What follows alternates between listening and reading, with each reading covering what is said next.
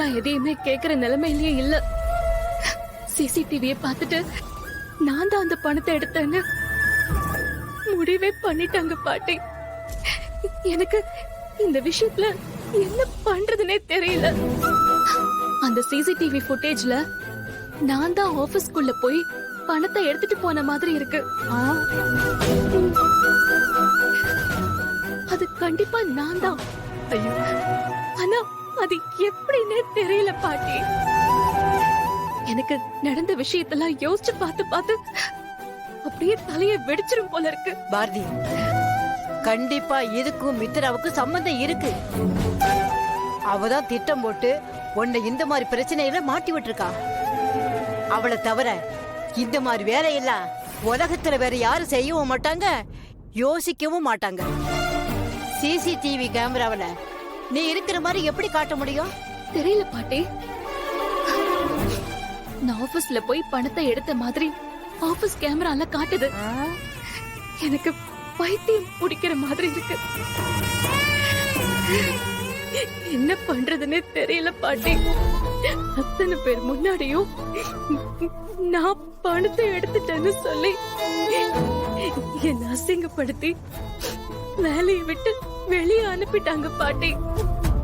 என்னால அததான் தாங்கிக்க முடியல. அப்படியே கூனி குறுகி போய் அந்த இடத்தை விட்டு வெளியே வந்தப்போ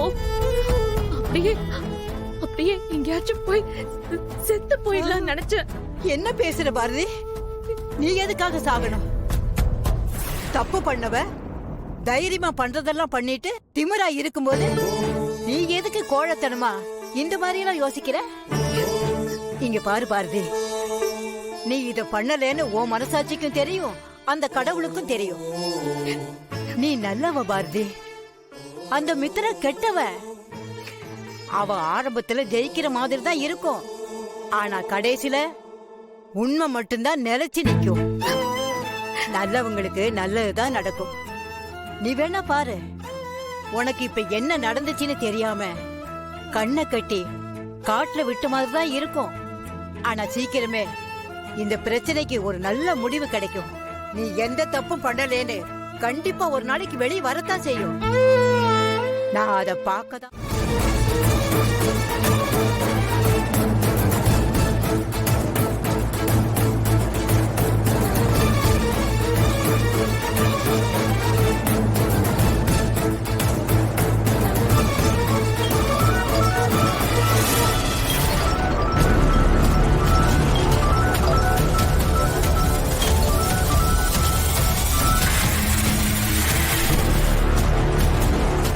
ஆதி, எப்படி இருக்க?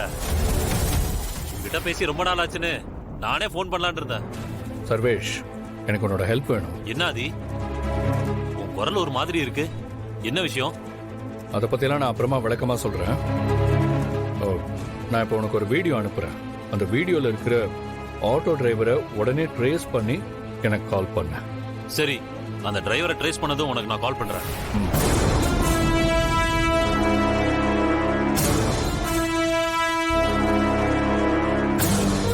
பக்காவா பிளான் பண்ணி காய நகர்த்திருக்காங்க.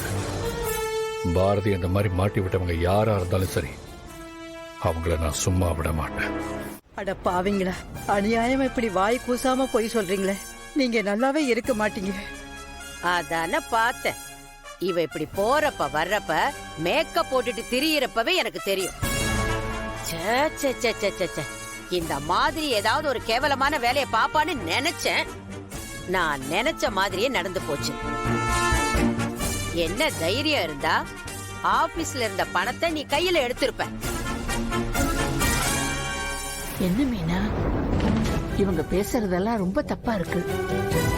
எனக்கு தெரிஞ்சு பாரதி பாவம் இந்த மாதிரி தப்பெல்லாம் பண்ணிருக்க மாட்டா. உன் புருஷன்கிட்ட சொல்லு. மா, நான் சொன்னா கேட்கவா போறாரு? அட போமா, அவர் பிடிச்ச முயலுக்கு 3 காலுன்னு நிப்பாரு. ஏய், அதுக்காக இதெல்லாம் சொல்லாம கேட்காம இருப்பியா? கேளுடி. என்னங்க, எனக்கு நீங்க இப்படி பாரதிய பணத்தை எடுத்தான்னு சொல்றதெல்லாம் சரியா படல. இங்க பாருங்க, சரியா விசாரிச்சு பார்த்துட்டு அதுக்கப்புறம் எந்த முடிவு வேணாலும் எடுங்க.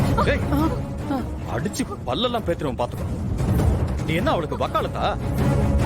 அவ கூட சேர்ந்துகிட்டு நீ என்ன கூட்டு கலவாணித்தனம் பண்ணிட்டு இருக்கியா? என்னங்க இப்படி எல்லாம் பேசிட்டு இருக்கீங்க? வேற எப்படி பேச சொல்ற? அடடா, எவ்வளவு திறமையா ஆபீஸ்ல இருந்து பணத்தை எடுத்திருக்கான்னு இவளுக்கு பாராட்டு பத்திரம் கொடுத்து பாராட்ட சொல்றியா? ஓடி இவள ஆதி கிட்ட நான் ஆரம்பத்துல இருந்தே சொல்லிட்டு இருக்கேன், இவள நம்பாதீங்க, இவ சரியில்லை சரியில்லைன்னு. ஆனா ஆதி என் பேச்ச கேட்கறதே கிடையாது.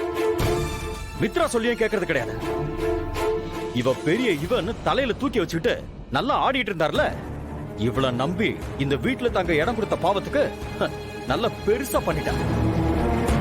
சுதாகர், இவகிட்ட இன்னும் என்ன பேச்சு? திருடின பணத்தை அவகிட்ட இருந்து புடுங்கிட்டு முதல்ல வீட்டை விட்டு அனுப்பு. சுதாகர், இனி அவ ஒரு நிமிஷம் கூட அவ இந்த வீட்டுல இருக்க கூடாது. இந்த மாதிரி ஆளுங்க இருக்கிற வீட்டுல நம்மளால நிம்மதியா ஒரு நாள் கூட இருக்க முடியாது. இவங்கெல்லாம் தூங்குறப்ப பணத்துக்காக தலை மேல கல்ல தூக்கி போடுறதுக்கு கூட தயங்கவே மாட்டாங்க. என்னம்மா வயசுல பெரியவங்களா இருக்கீங்க, இப்படி கொஞ்சம் கூட ஈவு இறக்க இல்லாம பாரதிய பத்தி இப்படி தப்பு தப்பா பேசுறீங்க. பாரதி நீங்க நினைக்கிற மாதிரி பொண்ணு கிடையாது. இங்க பாருங்கம்மா, நீங்க சொல்றது எல்லாம் வாஸ்தவம் தான். ஆனா நீங்க நினைக்கிற மாதிரி இவ அவ்வளவு நல்லவ கிடையாது. இவளையெல்லாம் நம்பிக்கிட்டு இவ கூட எல்லாம் இருக்காதீங்க. பேசாம உங்க வீட்டை பார்த்து கிளம்பி போங்க.